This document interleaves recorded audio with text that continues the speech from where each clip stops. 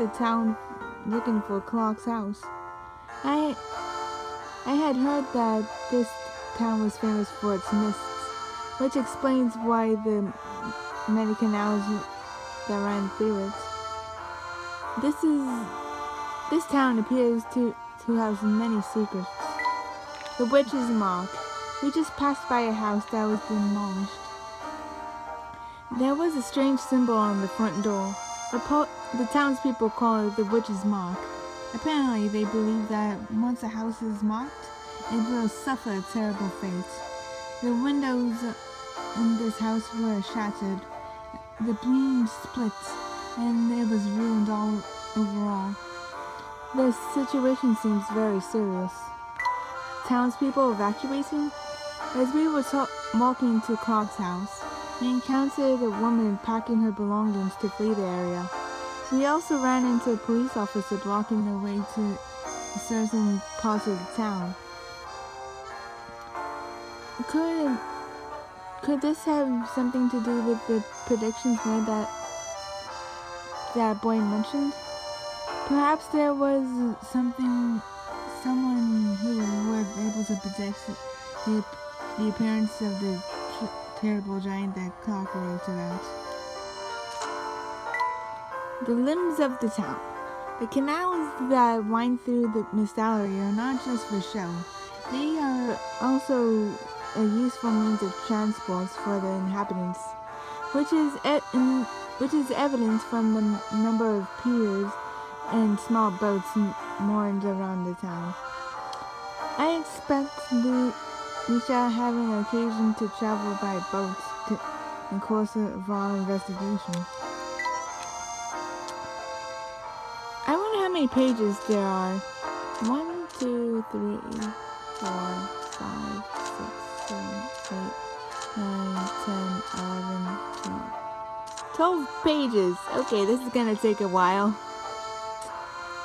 It is a long time since I saw Clark, but I must say he was looking tired.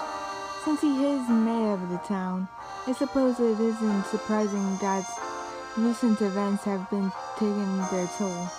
So far, the damage caused by the specter has been limited to buildings, but that does not preclude the possibility of human victims in days to come. I must do my best to help Clark solve this. Luke the Prophet. By some means or another, it appears that Luke is able to predict the appearance of the specter.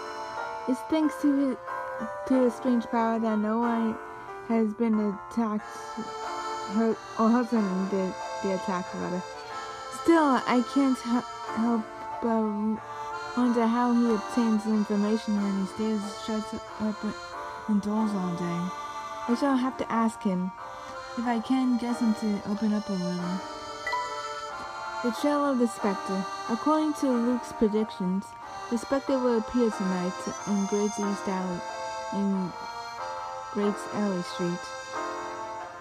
Presumably, the evacuees that we've met there were fleeing from North Alley.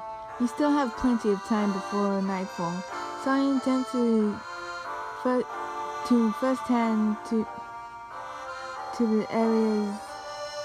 first head to the areas that were already been affected by the specters to investigate. To North Alley. Luke took us to a part of town that's been under attack by the specter, but we couldn't find the noticeable similarities between the demolished houses or any clues towards solving this case. I don't think we'll get anywhere until we see this creature with our own eyes. The plan now is to head to North Alley and wait for the specter to appear tonight. Landslides and fog. According to a man named Mido, we met in the streets. There's always a thick fog on nights when the specter comes out. Mido also mentions that ever since the specter first appeared, there have been other incidents around town, such as landslides in areas where the ground has sunk. It is unclear whether this is the work of the specter or the witch, but there are grave matters.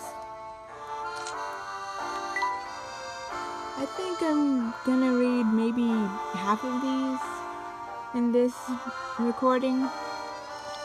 To the hotel. Now that we are in North Alley, our next step is to head to the hotel, which will be our base of operations for tonight. And once again, we've met the police officers supervising the evacuation of the area. Most of the residents have already left, and we hardly saw a soul. In fact, the hotel staff may well be gone too. If so, we'll just have to take a room and explain ourselves to the staff tomorrow. Unfortunately, during the investigation, fortunately, the owner of the hotel was still present. The room he gave us offers a clear view of the streets, so I hope that we will get a good look at this creature. We still have no choice but to pursue our investigation, but I do hope that Joseph, the owner of the hotel, will be alright here. Gathering information. Now that we have established a base of operations in our hotel room, we have to decide to use the remaining time before nightfall to gather more information around North Alley, with Luke as our guide. We didn't see many people out earlier, but it will be best to investigate the neighborhood before the specter shows itself. Let's head to the other streets. Excuse me. Cat pursuits. While we were conducting our investigation in North Alley, Luke suddenly ran off to the forest in pursuit of the cats we had spotted. Perhaps because of his strange powers of prediction, Luke appears younger, wiser beyond his years, but he is still, after all, still a child, with the unquenchable curiosity of one. We shall have to try and catch up with him. Luke and Emmy ready. We have lost sight of the cats and found ourselves in the Marine Research Center outside town, where we were given some very unusual fish. Marion, the biologist working at the center, informed us that the cats we have seen belong to a little house farther down north in the forest. Luke and Emmy were both keen to follow, and I am loath to dampen the spirit. I shall follow too. To the restaurants. There's hardly anyone left in North Alley, but it seems Emmy had an interesting encounter with the owner of the cat. With the owner, we haven't found any significant clues, but with all the walking made Emmy and Luke rather hungry. We still have little time before the specter appears, so we have decided to make a stop at the restaurant on Pike Lane for some dinner. Enjoying a hot meal. Once my two famished companions and I had enjoyed a hot meal and a nice cup of tea from Patty's kitchen, we went outside to find that night had fallen. It won't be long before the specter appears, so we must return swiftly to the hotel. Still, the amount of food those two got through was really quite extraordinary. The town is now enveloped in thick fog, which seems to announce the arrival of the specter. As we were hurrying back to the hotel, we ran into the owner of the hat shop. It seems he had obstinately refused to leave the area because of a remark his son made. Thankfully, we managed to persuade him out and continued on to the hotel. After the specter. The creature that we have been waiting for at the hotel had appeared as a giant with 2 large red eyes. The specter ripped through the walls of the hotel, but fortunately we all came out unscathed. The specter seems to be guided by the sound of a flute. Perhaps if we follow it, we can gain some clues that would help us to get to the bottom of this. Unfortunately, we lost the specter's trail. Even in this fog, it's very strange that we could lose such a large quarry. Did the specter dive into the canal? There might have been something sinking in the bank that caught my attention over. But our best lead is the sound of the flutes. We must follow that. The echo of the flutes. Even as we got further away from the great alley streets, the sound of the flute didn't seem to get any quieter. There is no sign of the person playing the flutes, so the sound must be reverberating from somewhere. But how?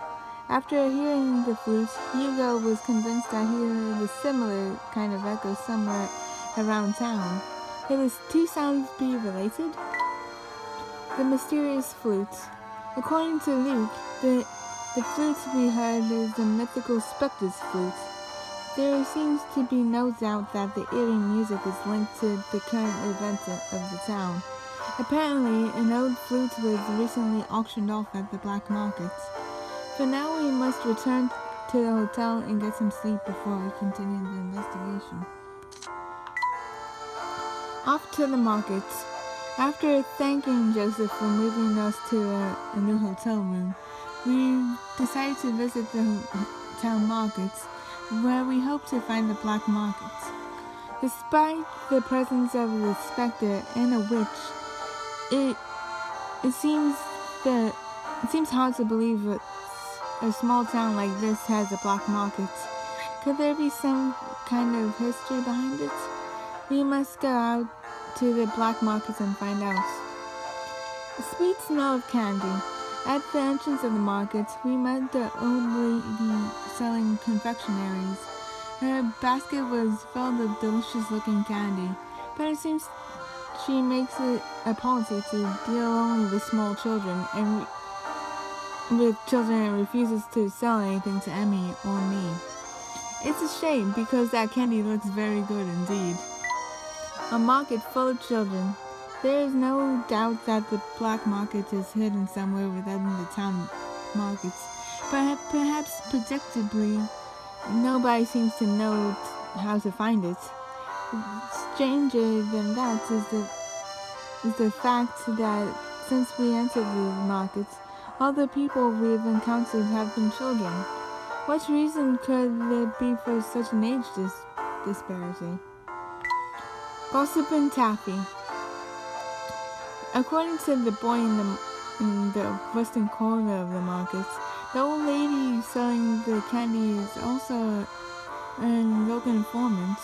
She is currently well placed to monitor the comings and goings of visitors to the market. Let us return to the entrance and talk to her again. Info into the black market. Taffy told us that the children who come and buy her candy were sharing information about the black markets. One of her regulars, a child named Tweeds, should be able to tell us more. Apparently, he is wearing red, so it might be the same boy as the one we met earlier during our investigation. We are now going back to the market to seek him out. And this one is the last one I'm reading for this recording, so. The Black Raven. What awaits us when we return to the black markets was a strange figure I said figure, not the other word. In a black coat with white mat and white